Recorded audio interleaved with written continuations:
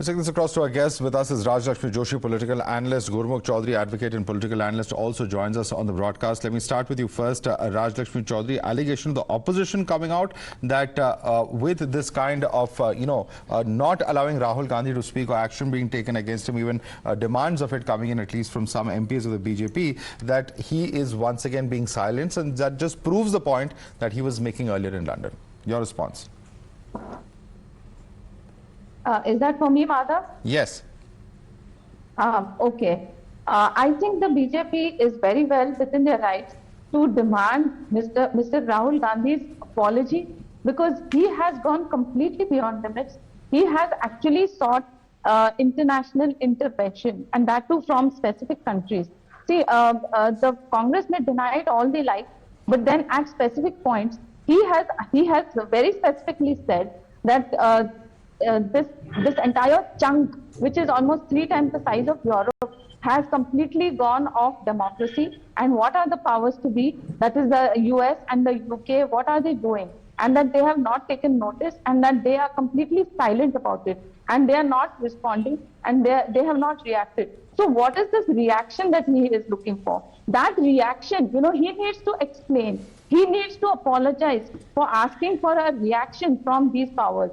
So, this is like indirectly asking for an intervention from these countries. It is asking for some kind of sanctions from these countries. It is asking for them to take strict action against our country. And that is exactly what the BJP is against. And right. I think that he definitely needs to not just explain this, he needs to apologize, because no elected representative should go out of the country and ask for external intervention. Okay, let Gurmukh Choudhri come in on that. Now, Gurmukh Choudhri, he's gone abroad and undermined the institution of the parliament, and therefore Rajalakshmi Joshi believes that the BJP is well within its right to demand his apology. Hi, good evening. Thank you for having me here. Very clearly, first, Mr. Gandhi has not asked US or UK or any other Western power to, interfere, come with their forces or overthrow the government.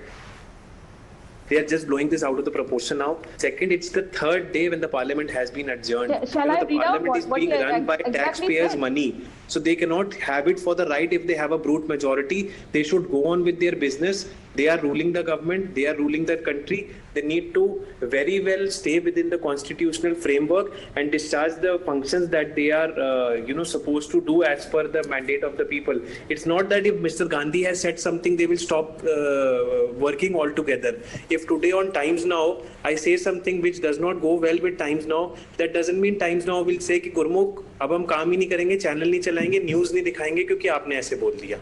I am only the point that is being made, sir. One second. Mr. Gandhi is only a member of parliament. While you may be partially true that he has not asked for them to come with their forces, it is also a fact that he said that why are EU and US oblivious to the fact that large parts of India democracy is dead or is dying? Something to that effect. I don't have the exact quote, but he did use the word oblivious. Now, if somebody is oblivious, obviously, one second. Yes. Yeah, okay. Rajalakshmi Choudhri wants to ask you that question. Yes, Rajalakshmi Choudhri, you have the exact quote with you, so I'm going to allow you to quickly comment on that. Madhav, it's Rajalakshmi Joshi. I'm sorry, Rajalakshmi Joshi. At exactly at 28 minutes, he has said, how would you react if something 3.5 times the size of Europe suddenly went non-democratic? That's happened already, but there is no reaction. If we are talking about Europe, that's the thing that shocks me. There is no reaction. And there are, of course, reasons for not reacting, such as trade and money, but Indian democracy is a public good. The surprising thing is that the so-called defenders of democracy, such as the United States and European countries, seem to be completely oblivious that a huge chunk of the democratic model has come under. It is a real problem. The opposition is fighting that battle. This is exactly what he has said. When what someone is saying that these powers have not taken any reaction and that they are oblivious. What does he mean by saying? And even alleged that it could be because of the trade ties. That's also part of that quote. He has explained. He has explained within that. Okay, yeah. Gurmukh Choudhri, what does oblivious mean, sir? What does oblivious mean here? Are you asking me for the literal definition of the word oblivious? It means that they're calling for action. Does it not?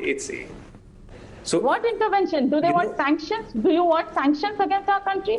By the way, he has the not. US He's had- not gone down the that US path wherein he said no, stop the trading with US India, had put bring in your sanctions forces, against our country, but impose they went sanctions back on it India. because they He was very found well the making only Indian. one statement, that you cannot stay oblivious to the fact that the democratic framework and the constitutional framework and democratic institutions are under attack in the Modi government. That's So all what? he said. So what action? So what did you action want? was being sought, I sir? will What reaction reiterate does my he point. want? You cannot stop functioning. You cannot bring the parliament to a halt just because he has Mr. said Choudhary, something. Mr. You Choudhary, are- Mr. Choudhary, what action is being You sought? gave the mandate of the people if you are not letting the parliament work. No, you are entitled to your opinion. The Congress is entitled to. The BJP is entitled to its opinion. It And- feels that and by I will asking on also- foreign sir, I soil also want for to an say intervention, that- by saying that you can't be oblivious, the implied meaning is that you are demanding some kind of action. And if you are And asking for action, why was he not allowed to speak in the parliament today then? Then if he goes on and There says is- that they don't there let is me a speak in the certain parliament, procedure. the speaker said that There is a he will certain allow procedure. everybody to speak. Yes, okay. Rajalakshmi Joshi, why were the mics muted then? That's a question that Congress has asked following today's session. Why were then, if Yes. he is being allowed to speak, doesn't that once again prove the point that Rahul Gandhi is making? That's the question that they've said. Why were the mics muted today? Today there was too much of a commotion and nothing was going as it should be, and that is the reason why the mics were muted. And I am not really clear about that part of it. But then today there was too much of a concern, and today they are. It's just a matter of Mr. Rahul Gandhi explaining what he exactly meant by the word reaction by all these forces. It's a simple thing, but look at the kind of arrogance that they say there is no question of an apology, whereas he should have, as a responsible elected representative, he should have The said that question this is what I is meant. right. He doesn't even When have there the will be courtesy JPC to on say an that. issue, He doesn't feel that There that's will be necessary to be JPC explained. or a debate. What does he mean by saying any of The this? fact that the BJP What should the MLA powers was exactly 48.5 understand crores of by what he says? Just to deflect from these issues, they are having this commotion in the parliament and not letting it function properly. Okay, it's all an attempt to deflect from Adani issue. That's the claim coming from Mr. Choudhary. Would you like to respond to that, Rajalakshmi Joshi?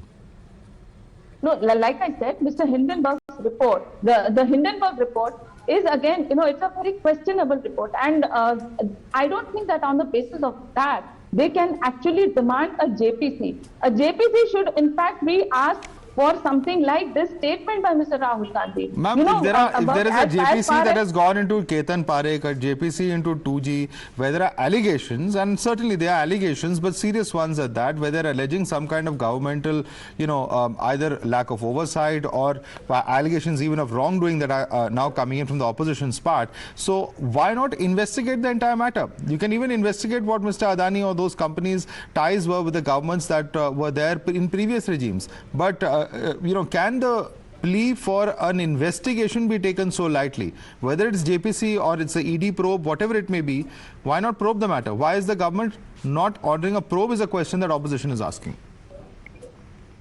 Madhav, as far as the ED probe is concerned, or as the JPC as they are talking about, I'm sure there are definitely certain procedures which are.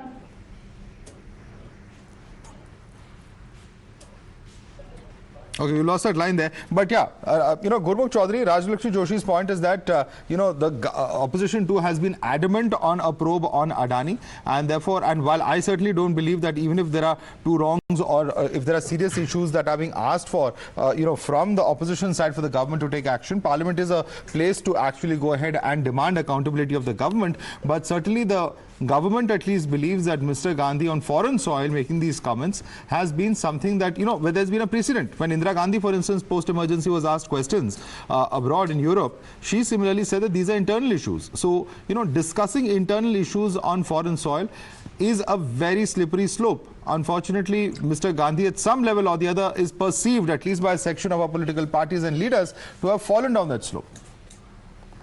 So, bottom line is that very well so, I'll reiterate my point. The parliament should continue to function. You cannot bring the constitutional machinery to a halt just because one member of parliament has said something which has not gone down well with you on a foreign soil. Second, he has a right to speak his mind, and he also said during one of his meetings in London at Chatham House, wherein he said that it is an internal matter and the solution certainly has to come from inside. And I quote this from Indian Express, wherein the entire his entire interview was captured at Chatham House. So it's not that he's demanding foreign intervention in terms of sanctions or in terms of military intervention or any intervention of that sorts.